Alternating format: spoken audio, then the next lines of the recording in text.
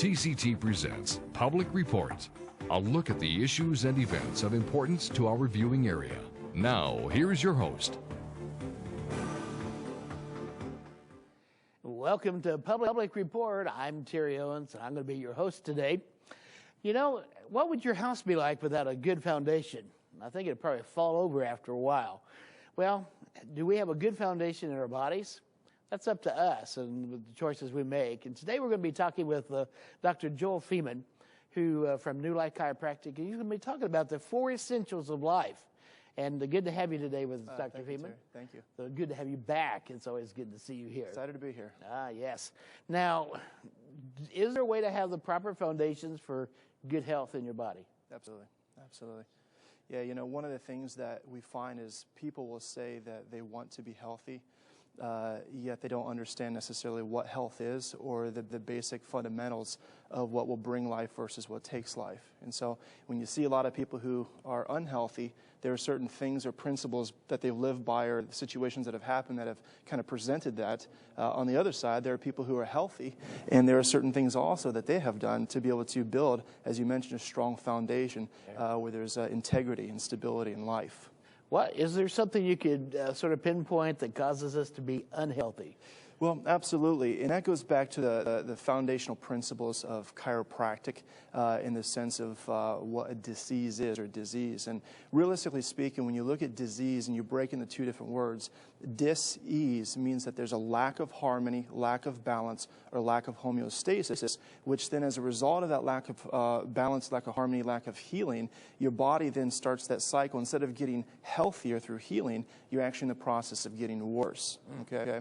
And so as your body starts to function poorly and you're getting worse, that's when you start to recognize that through various symptoms. Most people, sadly, what they do, though, is they focus on what? How they feel. That's right. They focus on how they feel. They focus on whatever symptom they may have, and then they neglect what's causing those symptoms to begin with. Yeah, they think as long as they feel good, they're not sick. That's right. But that doesn't mean that, does it? It's not true at all. That's right. Now, there are some building blocks. The one thing I really appreciate about your services that you offer free classes to the whole area. You don't have to be a patient to come to the class. Yeah. You encourage us to bring other people, matter of fact. Yeah. And you just had a class on the 4 essentials of life. I thought that would be a good topic for us to talk about today. Absolutely. And we'll just take them one at a time and see how it goes here. Yeah. So what's the first essential of life? Well, here's the thing. You know, even before I go into that, the whole foundation with that is, you know, there's an old saying, knowledge is power, right? Hosea 4:6 says, my people are destroyed for lack of knowledge. So it's trying to empower people with those simple principles, a simple knowledge so that they can actually have applicable things they can do every single day. So when we look at the 4 essentials, the way we've broke that down is very simple. We looked at the physical body and we say, okay, what are the 4 most important things that your body needs to be able to thrive and be full of life and healthy, okay? And when we look at these things, we know them then based off of their order of importance on if you deprive your body of those 4 things, how long would you survive? And so when we look at this, the 4 simple essentials, which then will lead to a 5th one that we can maybe, if we have time, walk into also a little bit. But the first one that's most important is going to be the life that God has breathed into your body, okay? It's the life that flows through the nervous system that makes every organ, every cell, every tissue within the body actually work. Now, you would have thought it would have been oxygen or something like that, but it's not that's not the most important. That's not the most. And here's the thing. Oxygen would be number 2. And we know that because if you were deprived of oxygen for only a few moments, you expire, okay? But this healing life energy that flows through those nerves, if you cut the nerve that goes to your heart, your kidneys, liver, lungs, or whatever, if that nerve is cut, those organs, are they going to work? No. How long does it last? It's an instant severing. Right. You see what I mean? Where there's no life getting down. You may have organs, just like in the case of an unfortunate car accident. You may have somebody who is in a car accident. They hit their head really hard, unfortunately. They die. They have all their bones, all their blood, all their organs. But if there's no life, no expression of spirit through matter, then is anything going to work? No. No. So you have the organs, they're capable of working, but they require that healing energy through the nervous system from the brain down to the body. So oxygen then you know, you brought up, which is the second most important thing. And when we look at oxygen, the whole thing, as I mentioned, is that if you deprive your body with air for just a few moments, you start to go into that hypoxic state, and then you obviously expire, okay? And then the third one is going into water. And then lastly, we would have nutrition, okay? And so when you look at, for example, even the water, just to continue with this trend here, is you have life, fuel, and energy. Number one, most important, instant death if you don't have it. Oxygen, a couple minutes. Water, you have several days that you can go before you become severely dehydrated to the point of death. And then nutrition, you can go for many weeks, actually. Yes, I've had a doctor look at me and say, you could go 40 days without. That's what Jesus did, right? Yeah, that's right. Well, let's go through each one of those. Sure. What can we do to enhance that first one, life? Okay. Here's what D.D. Palmer, the discoverer of chiropractic, he said, life is but the expression of spirit through matter. To fully express life, you have to have the union between spirit and body. So you look at our creation, and we're body, mind, and spirit, okay? So we're not going to really necessarily talk so much about the spiritual end of things, but the physical end of things. Right. So when you look at that healing energy, it's of course going back to the foundation that even when you were created from those two cells come together from mom and dad, and even in that first cell, there's a life that's birth at that moment that has this innate wisdom that God breathed into that cell that basically is what's going to carry you through this life. It's the wisdom inside that microscopic little cell that knew that you were supposed to be a man. You know what I mean? Right. That to have two eyes and a nose and a mouth, the perfect amount of teeth, the perfect shape. It's the wisdom inside that knew how to construct a heart, to construct lungs, the proper order of how to do all this in the perfect timing. You see what I mean? Right. So it's this life that was breathed into the nervous system that controls literally every single function, tens of thousands of things that are happening right now in your body. Your nervous system by far is the supreme system of the body. Wow. Now, is there things that happen along the way that kind of cuts down on that flow of life? Absolutely. See, here's another principle. One thing I love about the pure principles of chiropractic is it's first founded with these beliefs. This is who we are. This is what we do. This is what we believe. And one of those things is something called the triune of life, which is very simple. You have to have 100% innate wisdom that God put in your body. You have to have 100% out. Okay. But when you have interferences, then all of a sudden now we have a problem. But when you have interferences, then all of a sudden now we have a problem because although you may have like that example, okay, but when you have interferences, then all of a sudden now we have a problem because although you may have like that example of the heart in the man or woman who was in that car accident, if it's not getting life, it can't work. So in the stresses of life, every single day we're bombarded with all kinds of different stresses, and these different things will oftentimes create these interferences, these subluxations, hindrances that are keeping the body from being that full expression of life. Okay, there is a big word right there, subluxation. Mm-hmm. Explain that real quick. Subluxation, okay. You remember, the nervous system controls everything. Right. We have the nervous system that is encased by bone. You have the cranial vault, the skull up top, and then you have your spinal column, okay?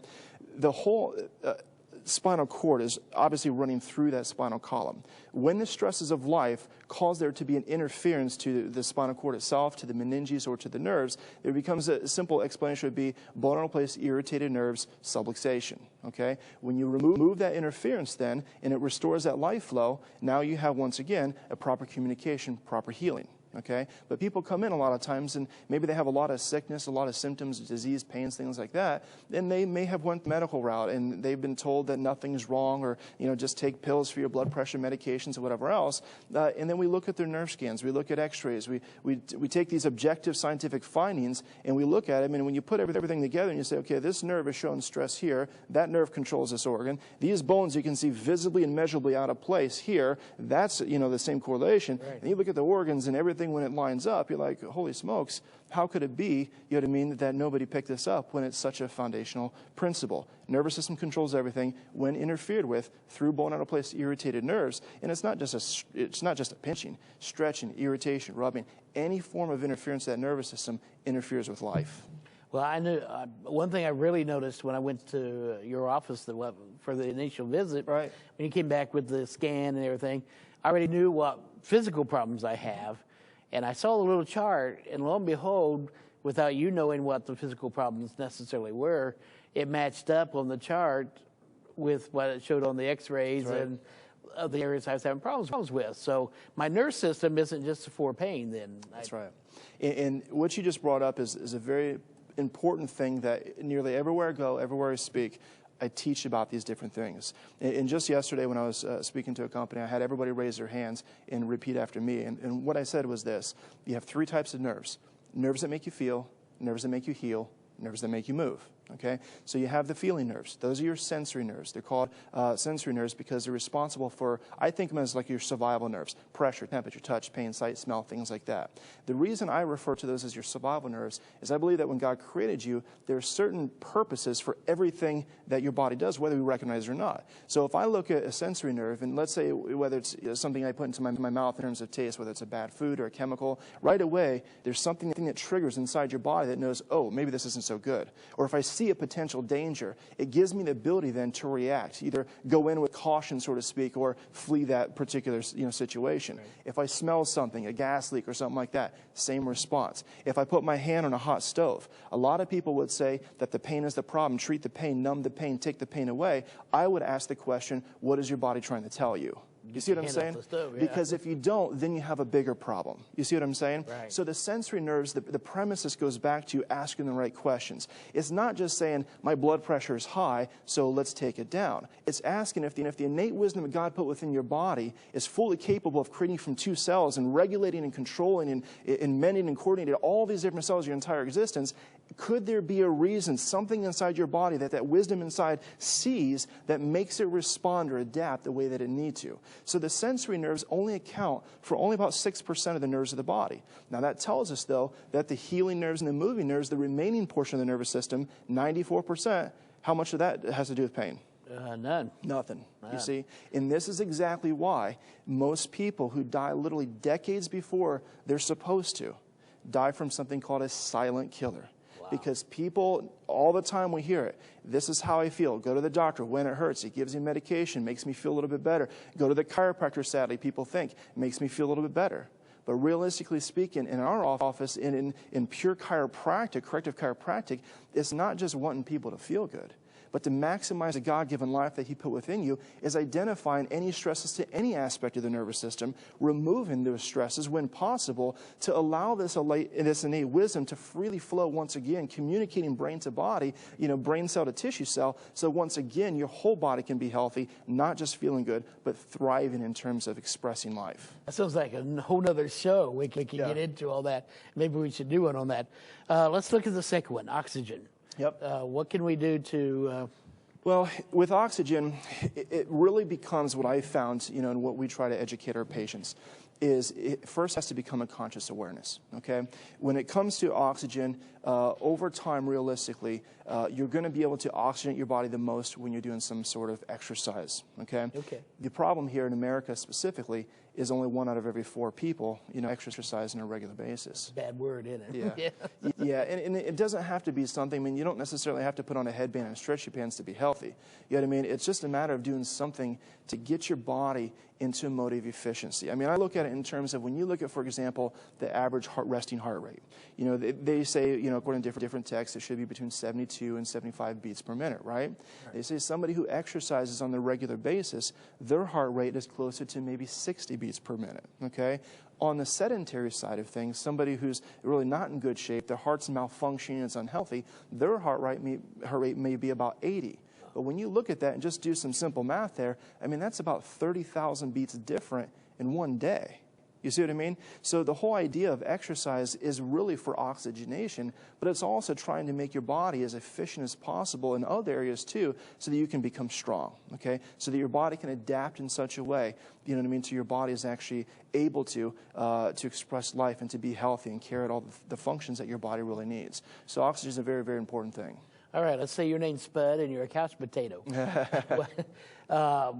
But we want to get going in the right direction. Yeah. Is there some breathing exercises or something you can do to oxygenate? What I was just sharing the other day at the workshop was just simple things. You know what I mean? Creating healthy, successful habits, which are needed for all of us. So just little things like, walking. I used to watch TV and you see Richard Simmons, and what he would do is he would just get people, if nothing else, because people would say, well, I can't walk, I can't do this, I can't do that.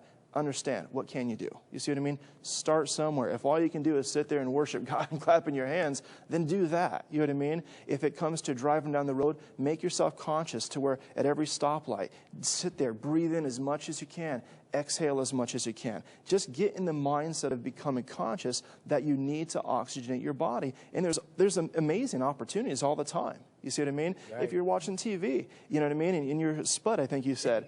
Just sit there. Every commercial break, take that time. Do something to be able to promote life, to promote health. Sow seeds of life, because the more you sow, the more you're going to what?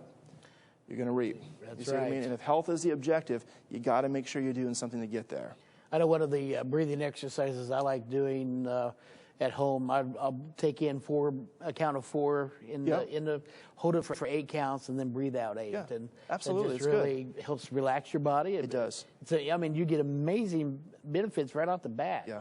Just from doing that. I know for myself, anytime I exercise, that's when I feel a lot of times that I have the clearest thoughts. That's when, if I have some worship on and I'm out there either running on elliptical or doing some type of cross-country skiing or whatever, I just feel that even that oxygenation in that time opens it up to where I get it. I mean, the Lord and I just have an awesome time when we're doing that. So, I mean, I look forward to that. And it's one of those things where you have to have that mental transition, you know what I mean, to not look at it as a negative thing, but look at it as something that's going to bring life. You know what I mean? Transition to more of an accurate thought, a life-giving thought, rather than a negative thought. I think you find that first it starts out as a discipline when you get the exercise, but it turns into a desire. Yeah, that's and absolutely then true. to a delight. That's right. That's the neat thing. Okay, let's keep moving here. Water. Yeah. That seems like a very simple thing, but water's a little bit more complex than simplicity, isn't it? Yeah. You know, water is it's one of my favorite things in terms of.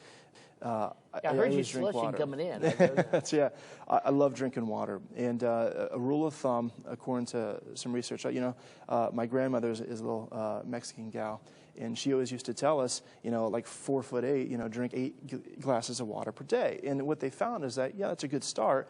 But then my grandfather, who's, over 6 foot, a lot bigger guy, that may not be the right fit for him. Right. So what they started doing is they started saying, okay, let's figure out what's more specific to each person individually. Some people don't like these calculations, but the rule of thumb is this. Take half of your body weight in ounces of water, okay, and drink that every day as a minimum. They also suggest that for every diuretic you consume, something like an energy drink, coffee, sodas, or even a lot of junk food kind of things that can have the same effect, then you have to consume 12 ounces more water per day to counteract the negative effects of that, okay? But when you look at water, hydration, just like water washes the outside of the body, we understand that, right? Right. It also washes the inside. You look at your nervous system. They say about 80% of the brain cells are water, okay? You look at your bones, about 25%. The whole body is about 70%. Even the blood, 85 to 90% water. So if you take even just a simple example and you say, well, let's say that you're not hydrated properly, is that going to affect the thickness or the viscosity of the blood? Absolutely. It's going to have a tendency to be thicker, right? Right. The energy levels are going to be down. Digestion's going to be poor. The muscles are going to be more stiff and sore. It's just like, look at the characteristics of maybe a dehydrated piece of fruit or vegetable, like an apricot. Yeah. You know what I mean? Shriveled up. Shriveled up and stiff. You know what I mean? And that's a description that so many people who come in our office, you know what I mean? They have these descriptions of shriveled up and stiff. I'm sore all the time. I have blood pressure problems, digestive problems. And a lot of times it's just a simple thing. And by drinking that quantity of water, you're also avoiding drinking the other things that you had been drinking that were also putting toxicities into your body. Yeah, but if I drink that much water, I'm going to have to go to the bathroom all the time. Okay. That's, I hear that a lot. And here's the question I have. If going to the bathroom is an innate function that God put within your body, the question to ask then is, what is the purpose of going to the bathroom? It's to do what with the toxins within? Get rid of the toxins. Get rid of them. So when people look and say, I don't want to drink so much water because then I have to go to the bathroom all the time. Well, you look at it in one of two ways. Is your body better off with more toxins held within inside the body? Or is your body going to be able to function better and flush the body of the things that's causing harm, sickness, disease, and problem? So, well, getting rid of it. And That's actually, right. your body begins to adapt when you take in those high volumes Absolutely, of water. yeah. That's, and it helps you, doesn't it? Give your body what it needs, and it starts to heal at a higher level. Now, is all water created equal? It's not. No. So, I'll tell you, you have dehydrated water, or not dehydrated water. That's right. No Just add water such and you thing. get it. You have the reverse osmosis, you have alkaline, you have your tap water, you have distilled water is what I was thinking of there. But, I'll tell you what our household drinks. We basically have a well. We live out in the country, and we have a well. And our well, when we tested it, was very, very toxic. And so I had to have built a custom system for our house based off of the needs to purify that well, okay? Right. Then it runs through reverse osmosis because that's been shown to be very, very good.